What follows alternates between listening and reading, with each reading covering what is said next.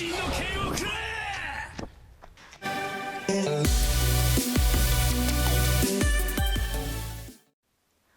guys, so this is a spark foam katana, and this is a set of 3D printed parts that my buddy EOC drafted up and printed out.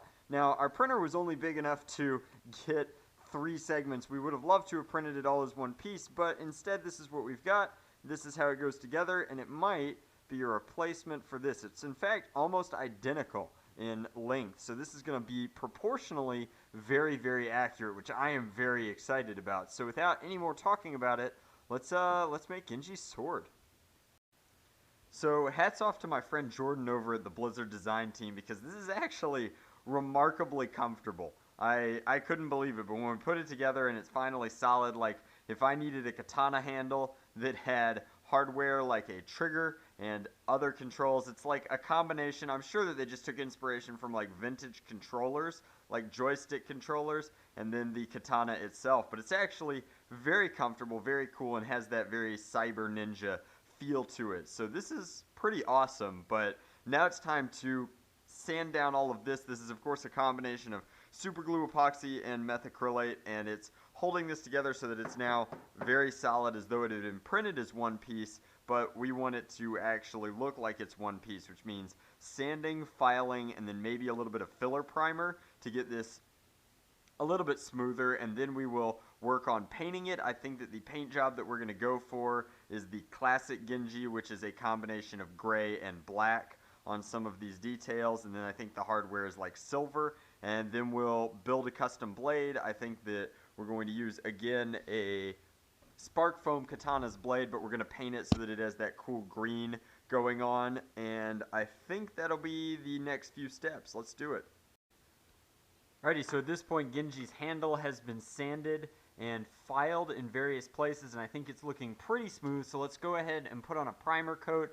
I think we've got to go with classic Cyborg Ninja. There's just nothing else to do with it, so I'm going to do a gray base coat topped with some silver dusting and see how that looks.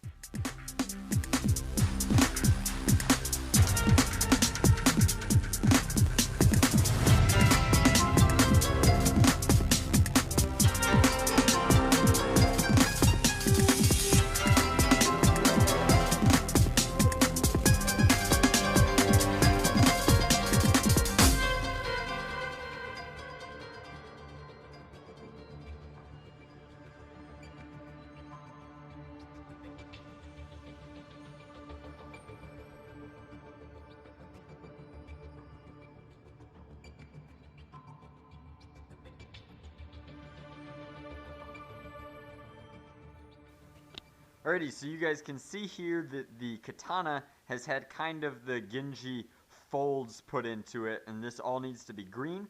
But in order to do that, I used painter's tape. I decided that this was easier to kind of trace these with an X-Acto knife as opposed to coming in and trying to like build this pattern with the painter's tape itself. So it should look pretty good, and then I don't know, I'll have to take all of the rest of this tape off, as well as break this off.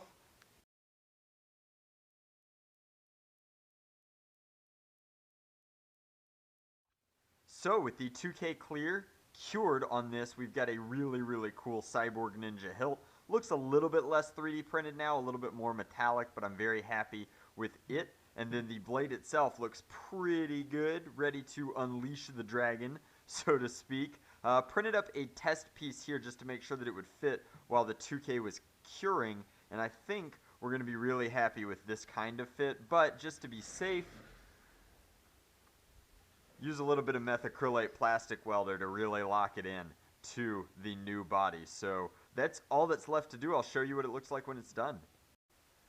Oh man, does that glossy metallic look great in the sunlight or what? I really love it under the 2K clear. Anyway, this is Genji's katana from Overwatch, and it's finally finished. So it's a 3D printed handle with some hand painting. Obviously, we tried to go for the classic model, which has black for these grips, kind of a grayish gunmetal, similar to his skin for the handle itself, and then gold trim for all of the controls. So that's here, and then like a paddle up here. So as we pull it out, you can see that we completely changed the coloring of the blade. Now it's got kind of that folded steel sort of look and is green. The only regret for this project is that it does not light up, but it is a fully functional foam katana now because it's using that, I think, spark foam sword blade. And again, anything that I used to make this, I will link in the description box below so that you can pick one up and make one for your very self. But I think that it's quite becoming. The dragon becomes me. Anyway, so this is, of course, methacrylate welded into the hilt itself, and then as a space filler you can kind of see it poking up. I use some of that polysilicate stuff just because it's great gap filling and it sets really, really quickly. But an ultra comfortable handle, a very cool, I guess, LARP sword or cosplay. That's one thing that's really fun about this, is that it's now totally and completely convention safe because the blade is made of foam. I've seen a real Genji katana at a convention before and it was like piece tied to wazoo, but this would look great for various different photo ops. I think that it could be very, very cool. So thank you very much for watching. Hopefully you enjoyed this build of Genji's katana from Overwatch. If you have any suggestions for more Overwatch builds to do, I've done Reapers, Hellfire, shotguns, and now Genji's katana, and I really like doing stuff from this game because I really enjoy this game a lot. But I would be happy to take suggestions in the comment section below, and then if you want to buy either this or the model that this is based off of, 3D print that we used to build it, I will be putting both of them in the eBay store because I don't plan on cosplaying Genji anytime soon. So I will be selling this, maybe get a little bit of money for some holiday gifts out of it, and I will see you guys very, very soon with the next video.